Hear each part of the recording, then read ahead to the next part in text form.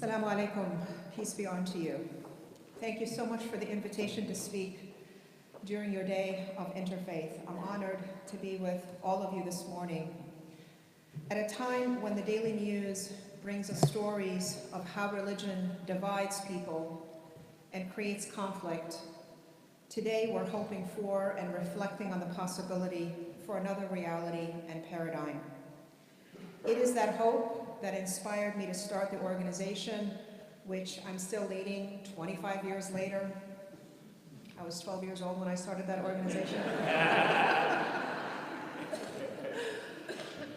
The organization's name is Islamic Networks Group, or ING as it has become known. And it is hope that inspires me today, as it does everyone associated with ING, our staff and volunteers, to meet and dialogue with people from diverse faiths and backgrounds, and emphasize both the commonalities we share and the differences we celebrate in our respective faith traditions. While some would use religion to divide us or to project a vision of intolerance, including people in my own religion, my holy book, the Quran, includes teachings that acknowledge and uphold the view that human diversity, including religious diversity, is part of God's divine plan. God says in the Quran, for example, "And had God willed, he would have made humankind one community."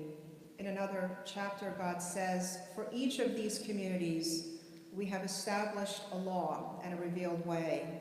And if God wished, God would have made you a single nation. But the intent is to test you in what God has given you. So let your goals be everything good. Your destiny, everyone, is to God, who will tell you about that wherein you differed." The Quran also affirms the belief in prior scriptures to the Quran. Despite our differences in religion, Muslims believe that the goal of Abrahamic religions is the same: to glorify and worship God, the God of Abraham, Moses, and Jesus, peace be upon all of them. God says in the Quran, "We believe in what has been sent to us and what has been sent to you. Our God and your God are one, and we submit to him." God also says in the Quran, "For every community faces a direction of its own, of which God is the focal point. Compete, therefore, with one another in doing good works. Wherever you may be, God will gather you all onto himself. For verily, God has the power to will anything." This commonality of belief, particularly in one God, is specifically emphasized with regard to the people of the book, or Ahl Kitab, as it's known in Arabic. Our Quranic term used to describe Jews and Christians because of the Quran's recognition of the prophets and scriptures of earlier traditions. So God tells us in the Quran, "And do not dispute with the people of the book except in the best way, and say, we believe in the revelation which came to us and came to you. Our God and your God is one, and we submit to him." In another verse of the Quran, God says, "Say, O people of the book, let us rally to common terms between us, that we worship none but God, that we associate no partners with him, that we erect not from among ourselves lords and patrons other than God." These verses, among many others like them, carry enormous importance for the question of religious pluralism from an Islamic perspective. They establish the essential truth of different religious forms, indicating that the formal differences between religions is divinely ordained. With that understanding as our foundation for engagement, we can move forward together in making the world a better place for all its inhabitants, which is what all of our religions aim for. More than ever, we need to work together for peace. Not only are there seemingly endless wars in the world in which our country is involved, but our nation itself is split by political conflict and division, which is made worse by forces of racism, Islamophobia, anti-Semitism, and other forms of bigotry that are tearing communities apart. The protests in Charlottesville were a clear example of that.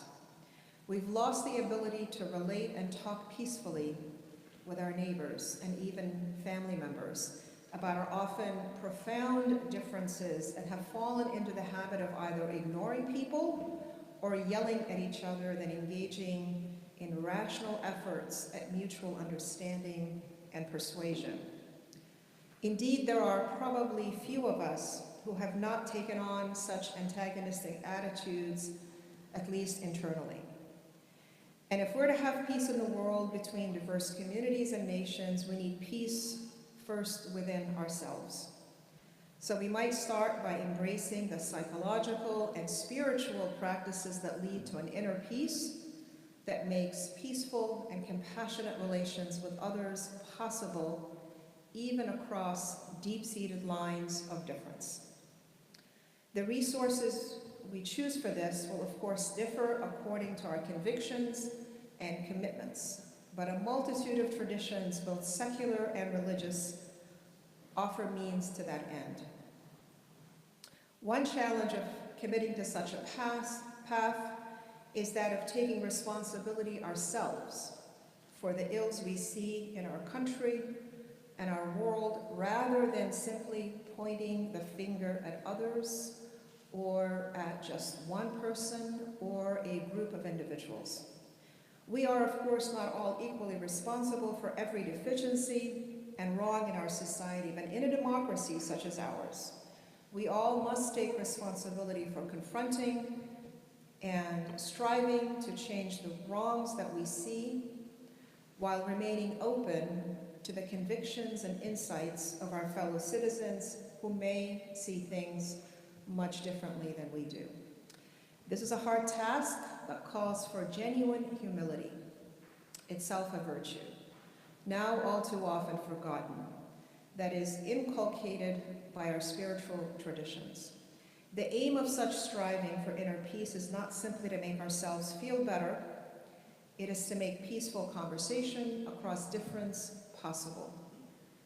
Such conversation is the prerequisite to genuine peace, not because it will eliminate differences and disagreements, but because it will enable peaceful relationships across those differences.